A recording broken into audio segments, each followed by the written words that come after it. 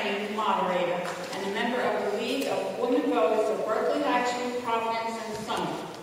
Marlene will now introduce the candidates and outline the format for this evening. Marlene.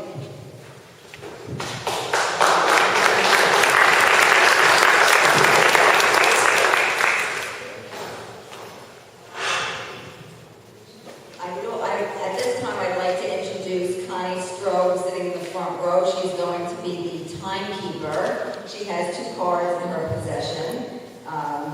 The green card will indicate that you will have 30 seconds left for your opening, closing, or to respond to the question. The red card means that you need to finish your thought, and then we will proceed with the next candidate or the next question. This evening is divided into 3 parts. The first part is the opening statement of our candidates. We have 3 candidates running for mayor of Morristown. To my immediate right, we have Rich Babcock, Republican.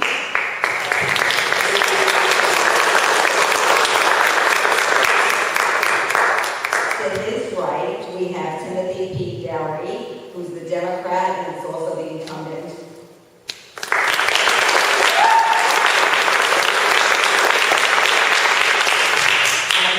Right, we have Edward S. France, who is the independent candidate.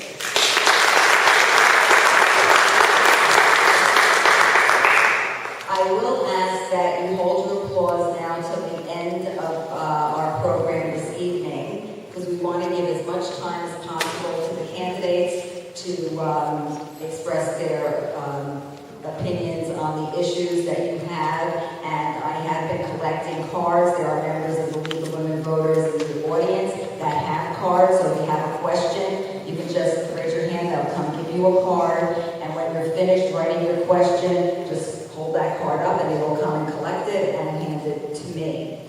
The first part of the evening's program are the opening statements. We drew for who was going first, second, and third, and Mr. France, you drew first, so you will be the first person. 2 minutes for the opening statement. Thank you very much. My name is Ed France. I know many of you, and for some of you that I don't, I look forward to talking to you. I was born and raised in Morristown. In fact, I went to this school many years ago, and I had a classmate, I think, in 4th grade. His name is Craig Newmark. You may have heard of him. He owns a $500 million company right now, and I kind of come from the same spirit that he did. You know, we grew up in the school where at least told we could achieve anything we wanted to do. I had an English teacher at Morristown High School named John Shimona. He used to tell all of us, when you look in the mirror in the morning and you go to bed at night, no matter how bad things are, you want to change things, it's up to you. He said, you got to point the finger at yourself and say, what are you doing to improve things? Tonight, I want to show each and every one of you that I'm capable of telling you the truth. And, you know, in other words, to improve things, you have to be able to admit that some things are wrong. Nobody wants to do that. It takes a lot of guts to do that. You may be disappointed, you may not always win. But in order to be better, to move on, and that's the purpose, to be better, to move on, to be our best. But tonight, I want to talk about property taxes. I want to talk about transparency in our government. I want to talk about accountability in our government. I want to talk about how to improve relationship with our employees. I want to talk about sharing emerging services. Last week, the Township of Morris just agreed to move their court services over to Madison, which is going to save them hundreds of thousands of dollars. So those are some of the kind of things that I want to do to reduce taxes. Thank you. Okay, Mr. Dow. I have 30 seconds. Oh, I have 30 seconds. Okay, I'm sorry that I can't tell any of you why the Giants haven't won a game yet this year. But we have, I think Michael Pooler could give us some insight later. But again, I just look forward to your questions. I love Morristown, and I have a passion for Morristown. I have a passion for helping people. One other quick thing, I used to work right at the school. Thank you very much. Thank you. Mr. Dougherty. No, I think no. Really? Because it'll just take up too much time getting up, and everybody would have to have that option. So it's easier to just stay seated at your seat. Okay. Thank you all for coming this evening. Thank you, League of Women Voters, for hosting forum. I remember standing here 4 years ago realizing the daunting task I would face if I was elected mayor. The challenges that lay ahead and difficult decisions that would need to be made. We had several stalled redevelopment projects that needed more comprehensive planning in order to preserve our historic neighborhoods and account for pedestrian safety and movability.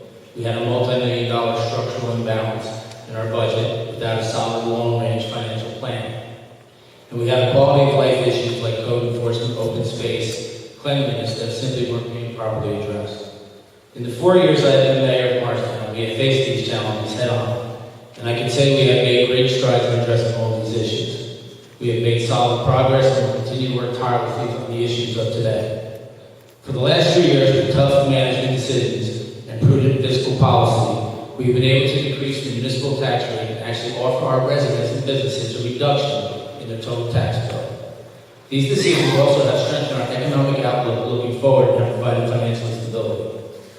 So much investment continues to flow in Morristown, with dozens of new businesses and tens of millions of dollars in building and home improvements in just the last 3 years alone. And much more in the pipeline, including the Whole Foods, opening what will be the former A&P supermarket, with our planning consultants, Jonathan Rose Company.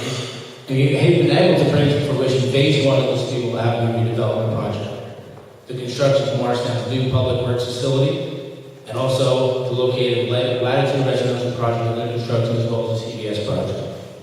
These projects have been stalled for years, and with the significant economic investment, we have been able to achieve the balance of our downtown growth with our historic charm and strong neighborhoods. Piecemeal developments in Morristown are no longer allowed. It's smart growth, and that's what we must adhere to. We don't have a lot of time, so this is a little bit long, so I'll just jump forward to some of the things we have done.